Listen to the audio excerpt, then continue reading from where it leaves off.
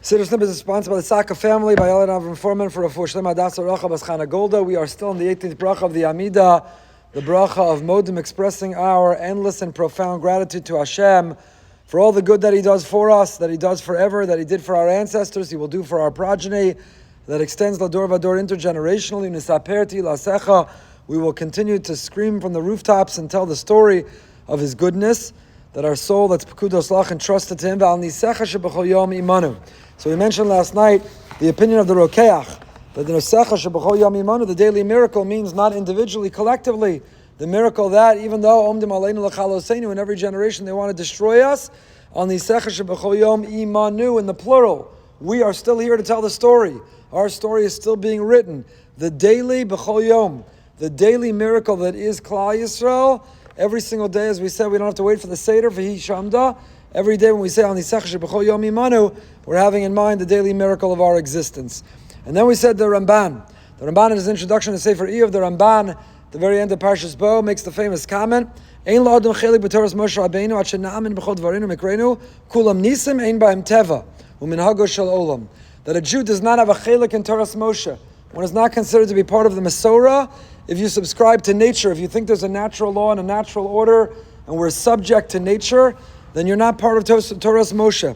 Writes the Ramban, what it means to be a believing and faithful Jew is to know that we are L'mala min HaTeva, a Mazel Yisrael. We are not subject to nature, we are supernatural, and that everything is in fact, Bein Barabim, Bein B'Yachid, everything is from Hashem. So the second understanding of Anisach Sheb'chol Yom Imanu means Hashem, we're grateful. There is no such thing as nature, and there's nothing natural. We're grateful for the daily miracle. We woke up this morning, we have our faculties. You woke up this morning, and all the parts are working. You woke up this morning, you can see and hear and walk. Your knees and your hips and your elbows, they're working. You could eat and eliminate. What a miracle. But I want to share with you the words of Rav Moshe Twersky, Hashem Yikom Damo, one of the Kedoshim who was brutally murdered in the Har Nof massacre several years ago. Tremendous Talmid Chacham and Tzaddik. And Rav Twersky, when referring to this Ramban, qualified it very differently than the way that we're used to thinking about it. And these are his words. He says there's a well-known statement of the Ramban at the end of this week's parsha that many people misunderstand. The Ramban says that the great open miracles of Yetzias Mitzrayim are meant to teach us about the hidden miracles that happen all the time, and whatever happens to a person is not a matter of teva, of nature whatsoever. Many people make a terrible mistake of thinking that the Ramban means there's no such thing as teva, as nature. If you ask people their honest opinion, Mechadrei Chadorim, if they think it means it literally, I don't think they'll pass the test. No one would end up being a mammon anymore. To say there's no such thing as teva is patently absurd. Nature's a reality. The pasuk says, Chok nasan velo yavor. Hashem created a world and He put in motion some immutable laws of nature. Anyone who says there's no such thing as nature is either a hypocrite, because he clearly cannot believe what he's himself saying, or he's literally off the wall, because he's denying reality. So what does the Ramban mean, wondered Rav Moshe Twersky. A nes means that HaKadosh Baruch Hu is communicating with us. If you take a look at the Ramban inside, you'll see clearly the whole thrust of his words is the foundation of Schar Va'onesh. The Ramban's comment is coming not on a miracle in Parshas Bo, he's talking about Schar Va'onesh, about reward and punishment. What is Schar Va'onesh? It's that HaKadosh Baruch Hu is reacting and responding to everything we do. He's communicating with us, sending us messages. There is a hanaga of teva that Hashem conducts the world through natural laws, and those laws are indeed immutable in terms of how we experience them on a day-to-day basis.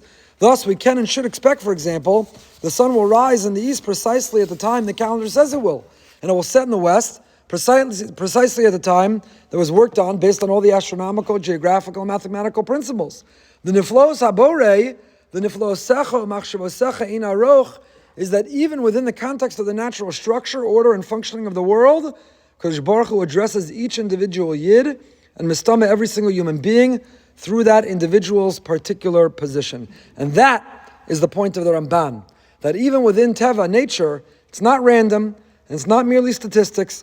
Even within the strict confines and boundaries of Hashem's guiding the world with natural law, Hashem is constantly sending us messages. That is Schar Va'onesh. So Moshe Twersky qualifies this Ramban not as rejecting nature, because you can't. Nature is a reality. And there are immutable laws that we come to know.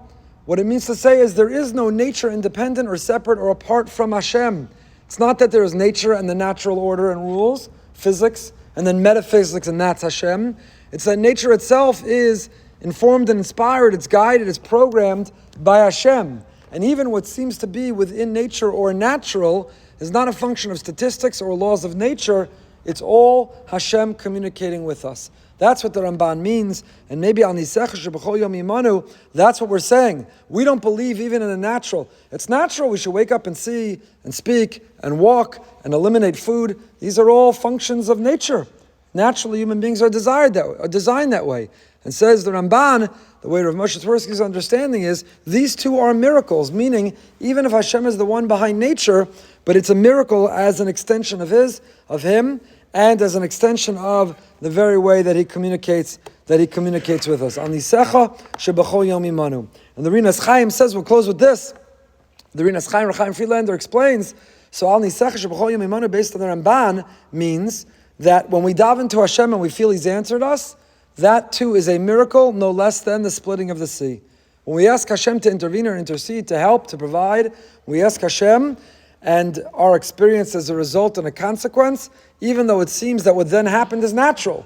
Someone's sick, we ask Hashem, help make them better. Someone needs parnasa, we ask Hashem, help them earn a living. The house, how is it going to get cleaned, and how will the food possibly get cooked for Pesach? And it seems it was natural. It happened, explainable in the rules of nature.